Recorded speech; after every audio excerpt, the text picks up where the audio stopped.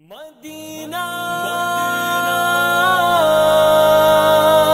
مدینہ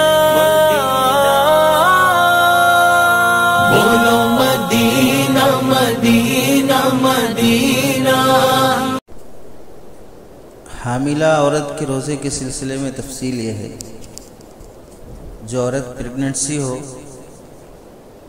اسے ہم 3 صورتوں میں مسئلے کو سمجھ سکتے ہیں کہ اگر ایام شروع کے ہوں، پہلا دوسرا مہینہ چل رہا ہو، تو عام طور سے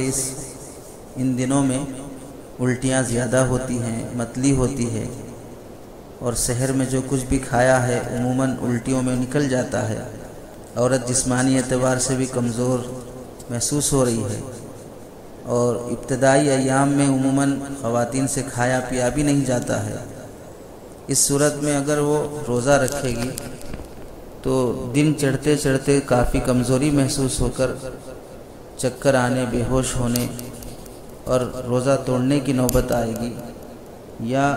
روزہ رکھنے کی صورت میں جو حمل موجود ہے اس کو کچھ نقصان کا غالب اندیشہ ہو، تو اس صورت میں روزہ ترک کرنے کی اجازت ہے۔ دوسری صورت یہ ہے کہ پریگننسی کے آخری ایام چل رہے ہوں، 8واں 9واں مہینہ چل رہا ہو، اس صورت میں روزہ رکھیں گے تو جسم کا پانی سوکھ سکتا ہے، ڈیلیوری میں کافی تکلیف کا سامنا کرنا پڑ سکتا ہے، بچے کے لیے بھی کافی نقصان دہ ثابت ہو سکتا ہے۔ گرمی کا لمبا روزہ جسم کا پانی سکھا دے اور بچے کو ماں کے پیٹ میں اسے نقصان کا سبب بنے، تو اس صورت میں بھی حاملہ عورت کے لیے روزہ ترک کرنے کی اجازت ہے۔ اور اگر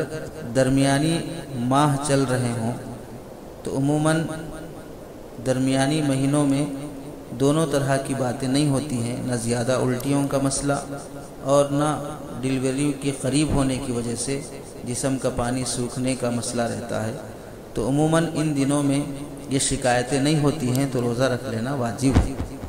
البتہ اگر عورت کمزور ہے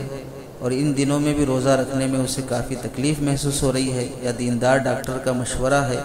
کہ بچے کی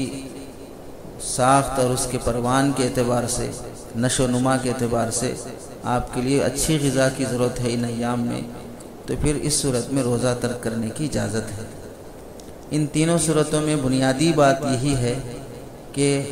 حاملہ عورت روزہ رکھنے کی وجہ سے خود کو کسی خطرے کا سبب محسوس نہ کرے اور نہ بچے کے لیے کوئی خطرہ ہو، اور خطرے کا اعتبار ظن غالب پر ہے کہ روزہ رکھنے کی وجہ سے حاملہ کو کچھ تکلیف، اس کی جان کے لیے کچھ تکلیف محسوس ہو،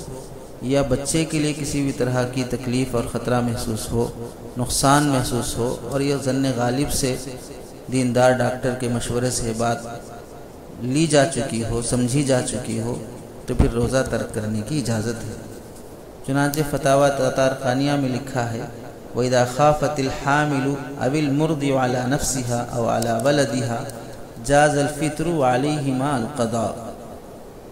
جلد نمبر 2 صفحہ نمبر 384۔ حاملہ عورت یا دودھ پلانے والی عورت کو اپنی جان پر یا اپنے بچے کے سلسلے میں کسی بھی طرح کا خوف محسوس ہو تو انہیں روزہ ترک کرنا جائز ہے، اور بعد میں انہیں قضا کر لینا چاہیے۔ اور المغنی لابن قدامہ میں لکھا ہے وَلَا نَعْلَمْ فِيهِ بَيْنَ أَهْلِ الْعِلْمِ اخْتِلَافًا، اس مسئلے میں علماء کے مابین کسی اختلاف کا ہمیں علم نہیں ہے، یعنی تقریباً تمام مسالک میں یہی حکم ہے کہ حاملہ عورت اپنی جیسی اس کی سچویشن ہے وہ دیندار ڈاکٹر سے مشورہ لے کر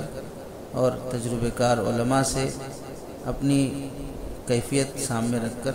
روزے کے سلسلے میں فیصلہ کرنا چاہیے۔